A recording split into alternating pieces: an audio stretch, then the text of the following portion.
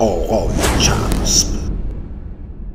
خب جناب جوادی، ما خیلی از همکارامون به دلیل همون مواردی که شما فرمودید که خب انبارهای استانداردی کلا ما نداریم داخل شهری، اگر داریم خیلی محدود هستش که شاید این موارد درشون رعایت شده، سیستم آتش نشانی دارن، اعلام اطفاء حریق دارن. خب دوستان مجبورن که متاسفانه در انبارهایی که حالا یا به هر حال سالها از زمان ساختشون گذشته، سوله‌های در به داغونی هست، یا به هر حال شرایطی که استاندارد نیست، مخصوصا در منطقه‌ای مثل بازار تهران که خب در خیلی از خونه‌های مسکونی تو زیرزمین، تو راپله، اینها در واقع بار چیندن که من فکر کنم پارسال بود یا پیارسال بود که بازار کفاشان هم آتیش گرفت که باز در واقع اون عامل گستردگی حریقش چسبایی بود که برای کفاشیون استفاده میشد. واقعا چیکار باید کرد برای این موارد؟ خب این دوستان ناچارن توی همچین مکانهایی این محصولات رو نگه دارن. آیا میشه اصلا برای این شرایط حالا یک فضا ایمنی ایجاد کرد یا نه؟ متاسفانه بازار تهران یکی از پرخطرترین مناطق محدوده شهری تهرانه، با توجه به تراکم جمعیت، تراکم بار و انواع اقسام کالاهایی که اونجا وجود داره، کالاهایی که قابلیت اشتعال، قابلیت انفجار و ازدحام جمعیت در طول روز اگر اتفاقی بیفته خسارات جبران ناپذیری رو خواهیم داشت. این هم راهکار داره. ما میتونیم توی اطراف تهران شهرک‌های صنعتی ایجاد کنیم که مخصوص مواد شیمیایی است. الان دیگه وزارت صنعت و معدن چند سبایی هستش که حالا تاریخ دقیقش نمیدونم شروع کرده، هیچ مجوز تولید مواد شیمیایی تو شعاع 120 کیلومتری تهران دیگه نمیده. متاسفانه دیر شروع شده ولی شروع شده. یعنی هر واحد صنفی که بخواد تولید مواد شیمیایی داشته باشه باید بره تو شعاع 120 کیلومتری تهران این کار رو انجام بده. حالا در کنار اون میتونن توی اطراف تهران سوله‌های صنعتی، شهرک‌های صنعتی ایجاد کنن که محل دپو و نگهداری این مواد شیمیایی باشه که در صورت بروز حادثه یا هر اتفاق دیگه‌ای حداقل ما خسارت جانی رو در بر نداشته باشیم. این راهکارش هستش که از شهر و مناطق 22گانه تهران خارج بشه. بسیار عالی. خب بپردازیم به ادامه صحبت‌های شما در رابطه با بحث نگهداری کالاها. بله، همونجوری که خدمتتون عرض کردم، یکی دیگه نکات مهم در رابطه با آموزش دوستان که خدمتتون عرض کردم. حالا این آموزش، بحث آموزش و پیشگیری چه کاری میکنه؟ باعث میشه که حوادث و اتفاقات اون واحد صنفی به شدت کاهش پیدا کنه. حالا این آموزش، بحث آموزش گفتم خدمتتون، کمک‌های اولیه، کار با سیستم‌های اعلام و اطفاء حریقی که داخل اون واحد انبارداری و اون انبار مواد شیمیایی وجود داره و قسمت اعظمش شناخت اون مواده. ما یه سری برگه‌های اطلاعات ایمنی مواد داریم به نام MSDS که این برگه‌های توسط شرکت‌های سازنده ماده به همراه اون ارسال میشه برای خریداران و فروشندگان که اطلاعاتی مربوط به خطرات اون ماده رو توصیف میکنه، در صورت مواجهه یا بروز حریق چه عکس‌العمل یا واکنش رو داشته باشیم و در کل دستورالعمل‌های اضطراری و اطلاعات بهداشتی ایمنی مواد شیمیایی و این MSDS ها توصیف میکنن. پس بهتر صاحبین مشاغل که در این رشته فعالیت میکنن به کارگران، به پرسنل و خودشون نسبت به آشنایی با این برگه‌های اطلاعات ایمنی مواد داشته باشن. یا یک سری حتی شکل‌هایی هستش که روی محصولات مواد شیمیایی ما مشاهده میکنیم.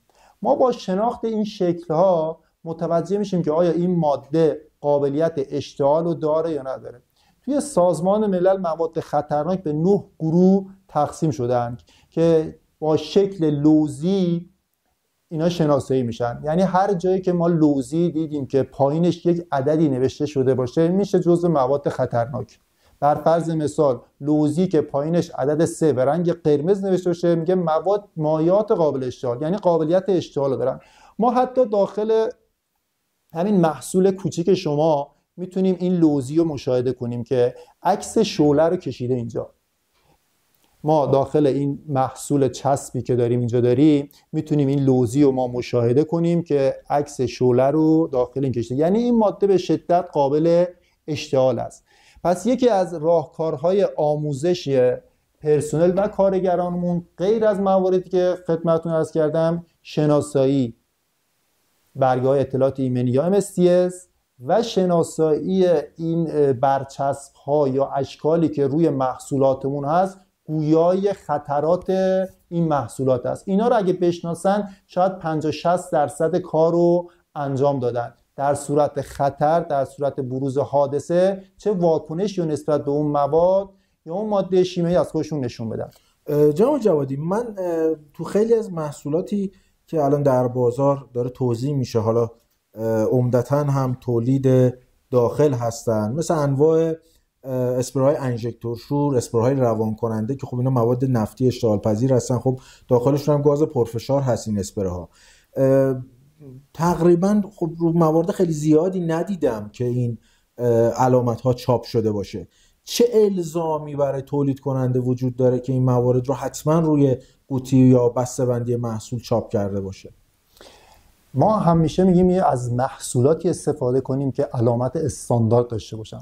وقتی یک شرکت تولیدی یا خدماتی مجبور بشود یا اجباراً برود علامت استاندارد رو بگیرد، اون موقع وقتی علامت استاندارد روی محصولش حک بشه و به قول معروف چاپ بشه، الزاماً استاندارد ایشون رو اجبار میکنه که اون اشکالی که مبنی یا توصیف میکنه خطرات خاص این ماده رو بر روی اون چاپ کنه و توضیح بده. ولی متاسفانه کارگاه‌هایی هستن که به صورت غیرقانونی یا به صورت زیرزمینی به قول معروف دارن فعالیت میکنن و این موادی که با جون و مال مردم دارن در خطر هستن و به بازار عرضه میکنن. بسیار عالی. پس در واقع اگر روی محصولی حالا لزوما این مثلث‌های ایمنی چاپ نشده بود، خب به هر حال اون محصول نمیتونه محصول بی خطری باشه طبیعتا، درسته؟ طبیعتا بله. خب یه مواردی که به هر حال خیلی از همکاران ما خب هیچ شناختی راجبش نداشتن، این قدرت شعله‌ور شدن این محصولات بود که در واقع خب ما توی چند تا فیلم کوتاه که از حادثه شاداباد اومد بیرون دیدیم که شاید ظرف کمتر از 4-5 دقیقه یه حریق عجیب غریبی شکل گرفت و به سرعت این مواد داشت شعله‌ور میشد و منفجر میشدن اسپرهای مختلف. خیلی از همکاران ما واقعا مطلع نیستن حجم اشتعال پذیری و شعله‌ور شدن این مواد چقدره. چطور میشه در واقع این آموزش ها رو به همکاران من تو این صنف داد؟ این خدمت عرض کنم که باید انبار مواد شیمیایی یا محل نگهداری مواد شیمیایی دسته‌بندی بشن. یعنی چی؟ یعنی ما باید جامدات را در یک بلوک‌های جداگانه، مایعات را در بلوک‌های جداگانه با فواصل ایمن و منظم نگهداری کنیم. حتی مایعات را ما میتونیم اسیدها، بازها یا مواد خورنده رو از مایعات قابل اشتعال مثل تینر، بنزین و امثالهم جدا و سوا نگه داریم. یعنی این اصول انبارداری است. دسته‌بندی مواد شیمیایی که داخل اون انبار وجود داره، پس از دسته‌بندی لیبل گذاری و برچسب گذاری، یعنی علائم هشدار دهنده برای اونا نصب بشه، علائم هشدار دهنده که گویای معنا و مفهوم اون ماده و خطرات آن، خطراتی از قبیل سمیت، خطراتی از قبیل قابلیت اشتعال بودن، عدم ورود افراد غیر به انبار، که این علائم هشدار دهنده باید از فاصله حداقل 15 متری خانا و گویای اون ماده که در اون محل هست باشه. پس ما میتونیم با برچسب گذاری و مواد شیمیایی، نصب علائم هشدار دهنده و دسته‌بندی موادامون، جامدات به یک سمت، جامدات قابل اشتعال با غیر قابل اشتعال یا سمیت به یک سمت، مایعات که حالت خورندگی اسیدی و بازی دارن در یک بلوک، مایعات که قابلیت اشتعال دارن در یک بلوک با فواصل منظم نگهداری کنیم. چون فواصل منظم منظور چیه؟ منظور اینه که ما اگه یک بلوکی رو داریم که مایع قابل اشتعاله، برای اینکه زمانی باشد که بتواند یک واکنشی در صورت بروز حادثه نشون بدیم، باید یک فاصله با بلوک دیگر داشته باشد. اگه اینا به هم دیگه بچسبن، طبیعتاً چون مواد سریع الاشتعال و قابل اشتعالن، به سرعت حریق ما گسترش پیدا میکنه. پس اون عاملی که شما فرمودید چرا حریقمون به سرعت گسترش پیدا کرد، یکی ماهیت خودمون مواده که رنگ و تینر هستش که به سرعت قابلیت اشتعال خیلی زیادی دارن و سریع الاشتعال حساب میشن، و همین اسپره هایی که پرتاب میشدن به اطراف و باعث آتش سوزی بیشتر در فواصل مختلف میشدن. دومیش چیه؟ دومیش عدم نگهداری و رعایت این بلوک بندیه.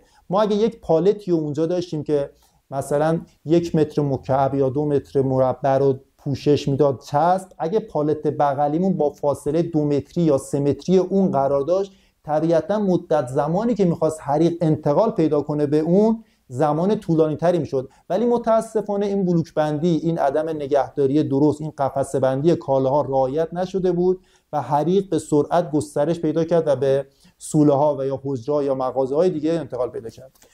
در واقع حداقل فاصله‌ای که ما بین بلوک ها میتونیم داشته باشیم همون 2-3 متر یا بیشتر باشه. هر کالا یا ماده با همدیگه متفاوت هستش، ولی ما حداقل 2 الی 3 متر رو باید داشته باشیم. حتی تو ارزهای راهروها برای اینکه هوا تبادل داشته باشه، تهویه باشه، یکی از الزامات انبارها اینه که انبارها باید تهویه داشته باشن. تهویه داشته باشن که چرا؟ چون انبار مواد شیمیایی هم بخارات در خودش تولید میکنه، هم از لحاظ بهداشتی هم از لحاظ حریق برای ما خطرناک است. پس باید حتما تهویه اونجا باشه. وقتی که ما میگیم بلوک 1 با بلوک 2 یک فاصله 1.5 متری الی 2 متری داشته باشه، این هم محل عبور افراد هست، هم محل تهویه مواد شیمیایی. و نکته مهم، حتما این مواد شیمیایی در محل مسقف و دارای سایبان که نور مستقیم خورشید بهش نخوره باید نگهداری بشن. اینو حتما باید رعایت کنید. بسیار جناب جوادی، بهترین نوع در واقع خاموش کننده‌ای که حالا با توجه به نوع موادی که ما همکارانمون در انبارهاشون نگه می‌دارن چی هست؟ ببینید خدمتتون عرض کنم که هر انباری، ما 2 نوع انبار داریم، انبار بزرگ و انبار کوچک. انبار تا 100 متر رو میگویند انبارهای کوچک و انبارهای بالای 100 متر رو میگویند انبارهای بزرگ.